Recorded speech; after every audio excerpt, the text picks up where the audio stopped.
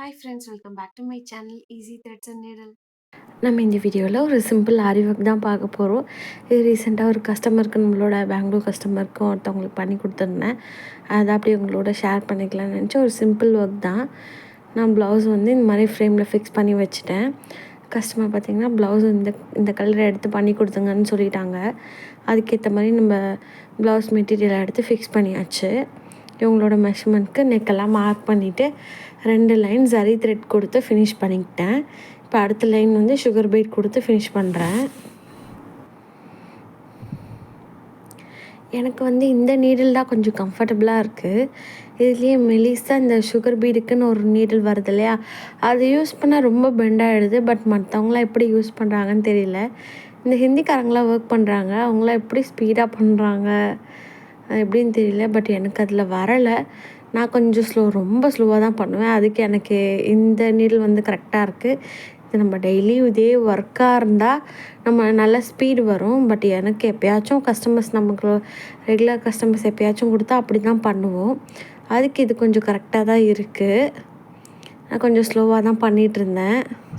ரொம்ப simple work தான். அதான் ஃபினிஷ் பண்ணிகிட்ருக்கேன். இது அப்படியே ஃபுல்லாக ஒரு லைன் வந்து கொடுத்துடலாம். இது கொடுத்துட்டு அதுக்கப்புறம் ஒரு 2 லைன் வந்து இந்த மாதிரி டியூப் பீடு இருக்குது.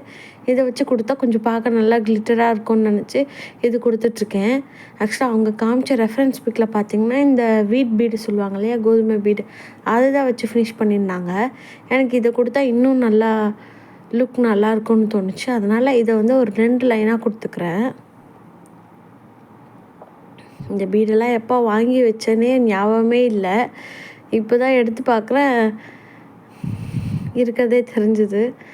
சரி யூஸ் பண்ணுவோன்னு சொல்லிட்டு யூஸ் பண்ணிகிட்ருக்கேன். இந்த மாதிரி பீட்ஸ் எல்லாம் வந்து நல்லா ஏர் டைட்டாக நல்லா க்ளோஸ் பண்ணி வைங்க. அப்போ தான் கலர் எதுவும் ஷேட் ஆகாமல் நல்லாயிருக்கும். கொஞ்சம் நல்ல வீடியோஸ் எதுவும் இப்போ ரீசெண்ட் டேஸில் வீடியோஸ் எதுவும் போட முடியல. கொஞ்சம் ஒர்க் இருக்குது. கொஞ்சம் பாப்பெல்லாம் கொஞ்சம் வீட்டில் இருக்கிறதுனால எதுவும் ஒர்க் எதுவும் பண்ண முடியல. இப்போ நாளையிலேருந்து நம்ம மறுபடியும் ஸ்டார்ட் பண்ணிடலாம். இப்போ தீபாவளிக்கு நிறைய ஆர்டர்ஸ் வந்து வந்திருக்கு. அது இல்லாமல் புதுசாக வந்திருக்கு. எல்லாத்தையும் நான் கட்டிங் அண்ட் ஸ்டிச்சிங்கோடு உங்களுக்கு வீடியோ ஷேர் பண்ணுறேன். அதில் தான் டவுட்ஸ் இருந்தால் நம்மளோட வாட்ஸ்அப் குரூப்பில், அது முக்கியமாக எதுக்கு நான் வாட்ஸ்அப் குரூப் ஆரம்பிச்சிருக்கேன்னா, உங்களுக்கு எதாவது டவுட்ஸ் இருக்குது, நீங்கள் ஒரு பிகினர் டெய்லராக இருக்கீங்க, உங்களுக்கு எதாவது டவுட்ஸ்னால் அது உங்களுக்கு எதாவது அண்டர்ஸ்டாண்ட் பண்ணிக்க முடியல, எனக்கு புரியலன்ற பட்சத்தில் நீங்கள் அதில் டவுட்ஸ் கேட்டிங்கன்னா நான் உங்களுக்கு கிளியர் பண்ணிவிடுவேன். அதுக்காக தான் அந்த குரூப் வந்து நான் ஸ்டார்ட் பண்ணியிருக்கேன். இதே பிகினர்ஸ்க்கு கிளாஸ் எடுக்கலாம்னு நான் நினச்சிருக்கேன். ஆனால் உங்களுக்கு டேட் வந்து சரியாக ஃபிக்ஸ் பண்ணிவிட்டு உங்களுக்கு அனௌன்ஸ் பண்ணுறேன். ஸ்டார்டிங் ப்ளவுஸு, குர்த்தி, நம்ம ஸ்டார்டிங்லேருந்து என்னெல்லாம் பண்ணுவோமோ எல்லாமே எடுக்கலாம்னு நினச்சிருக்கேன். இப்போ பாருங்கள், நெக்லைன் வந்து அதுக்கப்புறம் ஒரு லைன் சுகர் பீட் கொடுத்து ஃபினிஷ் பண்ணிட்டோம். இப்போ ஃப்ரண்ட் நெக்கும் இதே மாதிரி கொடுத்துக்கிறேன். பட் அவங்க காமிச்ச ரெஃபரன்ஸ் பிக்கில் இவ்வளோ தான் ஒர்க் இருந்துச்சு. நான் ரொம்ப ப்ளெயினாக இருக்கிறதுனால அங்கங்கே ஒரு 3 புட்டாஸ் வச்சு ஃபினிஷ் பண்ணியிருக்கேன். இப்போ அடுத்து வந்து சுகர் பீட் வந்து ஃபுல்லாகவே நான் கொடுத்துக்கிறேன். நீங்களும் இந்த மாதிரி டெய்லரிங்கில் வந்து இன்ட்ரெஸ்ட்டாக இருக்கீங்க, எனக்கு பேசிக்ஸ்லேருந்து கற்றுக்கணும், ப்ளவுஸ் எப்படி மார்க் பண்ணி கட் பண்ணணும், அளவெடுத்து அதில் உள்ள கேல்குலேஷன் என்ன, அதே மாதிரி குர்த்தியில் டிஃப்ரெண்ட்டாக நிறைய டைப்ஸ் இருக்கு இல்லையா, அது எல்லாமே உங்களுக்கு தெரிஞ்சுக்கணும்னு நினச்சிங்கன்னா எனக்கு வாட்ஸ்அப் பண்ணுங்கள். நான் உங்களுக்கு என்ன டீட்டெயில்ஸ்னு சொல்கிறேன்.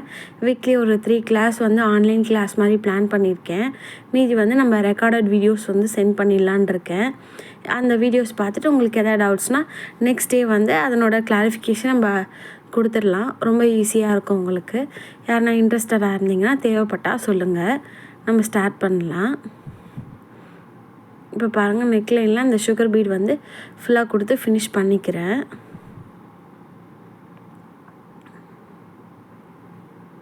ஆனால் நம்ம கிளாஸில் வந்து சர்டிஃபிகேட் இல்லை. ஏன்னா நான் இன்னும் அதெல்லாம் ரெஜிஸ்டர் பண்ணலை. அதனால் சர்டிஃபிகேட் இல்லை. ஏன்னா நிறைய நம்மளோட தெரிஞ்சவங்க எல்லாம் என்ன சொல்கிறாங்கன்னா, நான் வந்து கிளாஸ் போனேன், அவங்க சர்டிஃபிகேட் தராங்க, அதை வச்சு நான் என்ன பண்ணுறது, பட் எனக்கு ஒர்க்கு தெரியணும்ல, நான் என்ன போனனோ அதனோட அவுட்புட் எனக்கு வரல. ப்ளவுஸ் சொல்லி கொடுத்தாங்க, அது என்ன கான்செப்ட்னே எனக்கு புரியாமலே அது ஒரு ஃபினிஷிங்கும் எனக்கு வரலை. சர்டிஃபிகேட் வச்சு என்ன பண்ணுறதுன்னு சொல்லி என்கிட்ட நிறைய பேர் ஒரு 6-7 பேர்கிட்ட சொல்லிட்டாங்க. என்கிட்டயும் அதான் சர்டிஃபிகேட் இல்லை. பட் எனக்கு என்ன தோணுச்சுன்னா, நானும் யோசித்தேன் நம்மளால் சர்டிஃபிகேட்லாம் கொடுக்க முடியாது அப்படின்னு சொல்லி யோசித்தேன். அதுக்கப்புறம் தான் யோசித்தேன் சர்டிஃபிகேட் வச்சு என்ன பண்ணுறது, ஒர்க்கு தெரிஞ்சால் தானே அது யூஸ்ஃபுல்லாக இருந்தால் தானே அந்த சர்டிஃபிகேட்டே நமக்கு தேவை. சரி நம்ம ஒர்க்கை மட்டும் சொல்லி கொடுக்கலாம் அப்படின்னு சொல்லி யோசித்தேன். உங்களுக்கு யாருக்குன்னா இன்ட்ரெஸ்டடானா எனக்கு சொல்லுங்கள். இதுதான் நான் சொல்லியிருந்தேன். அங்கங்கே ஒரு 2-3 புட்டாஸ் மாதிரி அந்த பேக்கில் வந்து போடலான் இருக்கேன். இந்த மாதிரி தான் ஃபினிஷ் பண்ணியிருந்தேன். ஏன்னா ஸ்லீவில் வந்து இந்த வீட் பீடாக மேஜராக யூஸ் பண்ணியிருக்காங்க. அதனால் அதை கொஞ்சம் பேக்லேயே கொடுத்தா நல்லாயிருக்குன்றதுக்காக பேக்லேயும் நான் ஃபினிஷ் பண்ணியிருந்தேன். ஃபுல்லாக உங்களுக்கு கம்ப்ளீட் பண்ணிவிட்டு காட்டுறேன்.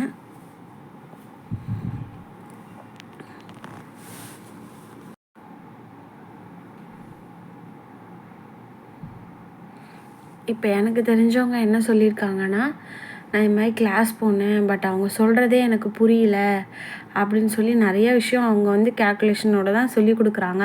இருந்தாலும் எனக்கு வந்து அவுட்புட் வரல. அவங்க சொல்கிறதே புரியல. ஒரு வாட்டி பண்ணுறேன், அவங்க முன்னாடி பண்ணுறேன், அடுத்த நிமிஷம் எனக்கு மறந்து போகுது அப்படின்ற மாதிரிலாம் சொல்லியிருந்தாங்க. எனக்கு என்னென்னா அவங்க வந்து முழுசாக கற்றுக்கக்கூடாது, இன்னும் நம்ம கூட ரொம்ப நாள் இவங்க வந்து பே பண்ணி ட்ராவல் பண்ணணும்னு நினைக்கிறாங்களோன்ற மாதிரி தோணுச்சு. இப்போ பாருங்கள், ஸ்லீவுக்கு வந்து இந்த மாதிரி மார்க்ஸ் பண்ணிவிட்டு எங்கெல்லாம் எனக்கு வேணுமோ அங்கெல்லாம் ஸ்டோன் ஒட்டி நான் இந்த மாதிரி ரெடி பண்ணிக்கிட்டேன். நம்மளோட மெஷர்மெண்ட்டு கரெக்டாக மெஷர் பண்ணி நான் எடுத்துக்கிட்டு இந்த மாதிரி ரெடி பண்ணிக்கிட்டேன். இப்போ சென்டர் போர்ஷன்லலாம் நமக்கு வந்து வெறும் சரி த்ரெட்டில் ஒரு லைன் வரும். மற்றபடி இந்த ஸ்டோனோட மேலேயும் கீழேயும் மட்டும் அந்த வீட் பீட் வச்சு ஸ்டிச் பண்ண போகிறோம். எப்படின்னு பார்க்கலாம். ஃபர்ஸ்ட் வந்து நம்ம சரி த்ரெட் நான் எடுத்துக்கிட்டேன். அதை எடுத்து கீழே அந்த எண்டில் வந்து நம்ம ஒரு சின்ன பார்டர் மாதிரி நம்ம பேக்கில் நெக்லைன் கொடுத்துருந்தோம் இல்லையா, அதே மாதிரி நம்ம நெக்லைன் வந்து ஃபினிஷ் பண்ணிக்கணும். பேக்கில் ஃபினிஷ் பண்ண மாதிரியே இங்கேயும் நான் சரி த்ரெட் ஃபஸ்ட்டு ஸ்டிச் பண்ணிவிட்டு அதுக்கப்புறம் நம்ம சுகர் பீடு, டியூப் பீடு இதெல்லாம் வச்சு ஸ்டிச் பண்ணி எடுத்துக்கலாம்.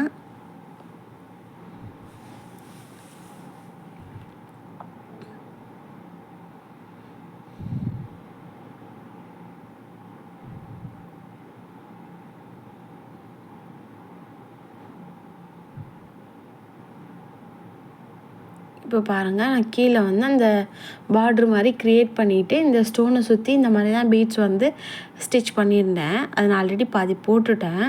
உங்களுக்கு இதில் காட்டுறேன் பாருங்கள். கரெக்டாக இந்த கார்னர்லேருந்து நம்ம நூலை வந்து கோர்த்து எடுத்துக்கலாம். எடுத்துகிட்டு ஒரு சுகர் பீடு, ஒரு கோதுமை பீடு இது நம்ம கோர்த்துட்டு இப்படி கிராஸாக பண்ணணும். அந்த ஷேப் வந்து பார்க்க ரொம்ப நல்லாயிருக்கும். பட் ரொம்ப குயிக்காகவே முடியும். பாருங்கள், இந்த மாதிரி அப்படியே கிராஸாக போட்டு எடுக்கணும். அப்புறம் சென்டர் போர்ஷனில் ஒன்று வரும். அது பார்க்க நமக்கு ஒரு மொட்டு ஃபீல் வரும். அதே மாதிரி இன்னொன்றும் நம்ம பண்ண வேண்டியிருக்கும் கீழே.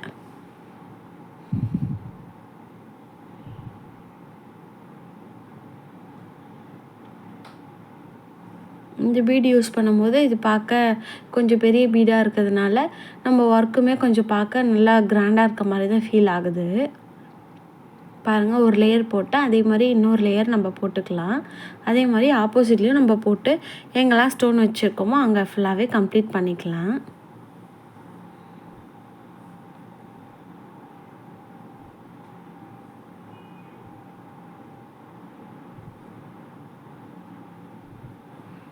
நான் என்ன யோசிச்சிருக்கேன்னா, கிளாஸ்க்கு நான் வந்து கிளாஸ் எல்லாம் போய் எதுவும் கற்றுக்கல. நம்ம எல்லாம் ஓனாக தான் கற்றுக்கிட்டோம். என்னோடய புரிதலுக்கு ஏற்ற மாதிரி இப்போ நான் பார்த்திங்கன்னா ரொம்ப பிகினர்ஸ்லேருந்து ஸ்டார்டிங்லேருந்து ஒன்றையும் பார்த்து புரிஞ்சுக்கிட்டு யாரோட ஹெல்ப்பும் இல்லாமல் கற்றுட்டு வந்திருக்கேன். அந்த மாதிரி உங்களுக்கு எனக்கு தெரிஞ்சதை ஈஸியாக உங்களுக்கு சொல்லி கொடுக்கலான்னு சொல்லி யோசித்து வச்சுருக்கேன். எந்த ஒரு ஒளிவும் மறைவும் இல்லாமல், எந்த சீக்ரெட்டும் இல்லாமல், இது இப்படி பண்ணால் இப்படி வரும் அப்படின்ற விஷயத்த உங்களுக்கு டேரெக்டாக நான் சொல்லி கொடுக்கலான்னு இருக்கேன். இன்ட்ரெஸ்டடாக இருக்கவங்க நம்மளை காண்டாக்ட் பண்ணுங்கள்.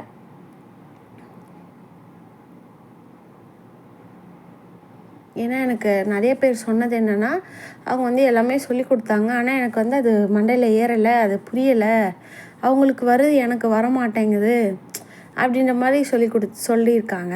நான் அவங்களோட இதெல்லாம் வாங்கி பார்த்தேன். அது பார்த்ததில் என்ன தெரிஞ்சதுன்னா, ஒரு ஃபார்முலாவை அது சிம்பிளாக இப்படியே நம்ம சொல்லிட்டு போகலாம். பட் அவங்க என்ன பண்ணுறாங்கன்னா, அதை சுற்றி வளைச்சி அதை கொண்டு வர்றதுக்குள்ளே அவங்களுக்கு வந்து நம்ம என்ன பண்ணுறோன்றதே மறந்துடும் போல்.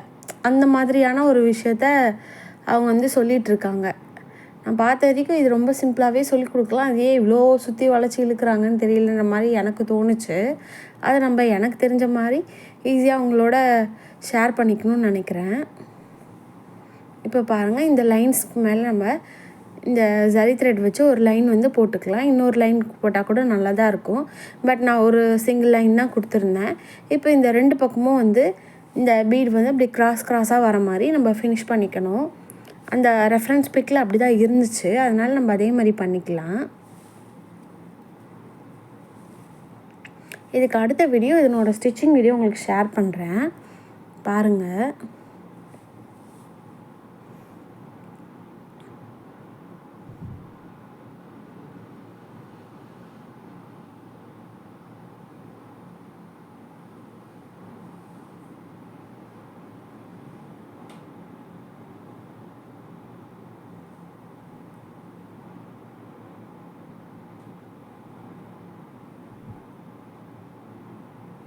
இதே மாதிரி ஒரு சுகர் பீடு, ஒரு கோதுமை பீடு, இந்த மாதிரி கிராஸாக ஆப்போசிட்டில் போட்டால் கொஞ்சம் நல்லாயிருக்கும்.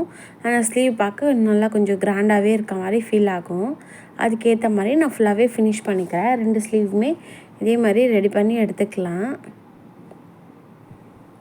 அதே மாதிரி முக்கியமான விஷயம், இந்த மாதிரி ஃபுல் ஸ்லீவ் ஸ்டிச் பண்ணும்போது நம்ம ஃப்ரண்ட்டில் ஒரு 1/2 இன்ச் கட் பண்ணுவோம் இல்லையா, 2 ஆப்போசிட்டில் வர மாதிரி பார்த்து பண்ணுங்கள். சம்டைம்ஸ் வந்து ஒரே மாதிரி மார்க் பண்ணிடுவோம், அது கொஞ்சம் கவனமாக பார்த்துக்கோங்க. பாருங்கள், 1 சைடு முடிச்சுட்டு இப்போ ஆப்போசிட்டில் அப்படியே திருப்பி பண்ணுறேன்.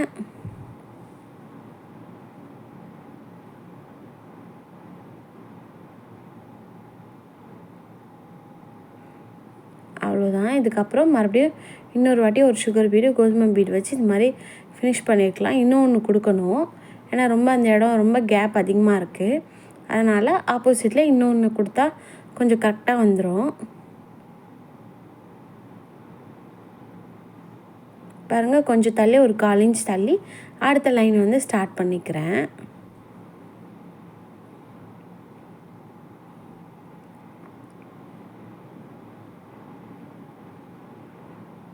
இதே மாதிரி நம்ம ஃபுல் ஸ்லீவுமே கம்ப்ளீட் பண்ணிக்கலாம்.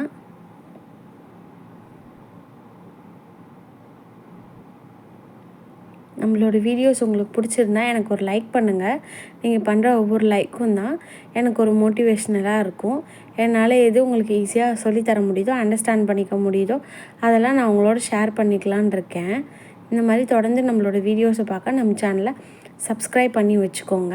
அதில் உள்ள பெல் ஐக்கானை கிளிக் பண்ணிட்டிங்கன்னா நான் போடுற வீடியோ உங்களுக்கு அடுத்தடுத்து உடனே வரும். இல்லை சம்டைம்ஸ் பார்க்க முடியாமல் மிஸ் ஆகிறதுக்கு வாய்ப்பு இருக்குது. பாருங்கள், இதே மாதிரி நான் ஃபுல்லாக ஃபினிஷ் பண்ணிக்கிறேன். இவ்வளோ நேரம் என்னோடய வீடியோவை பொறுமையாக பார்த்தா உங்கள் எல்லாருக்கும் ரொம்ப நன்றி.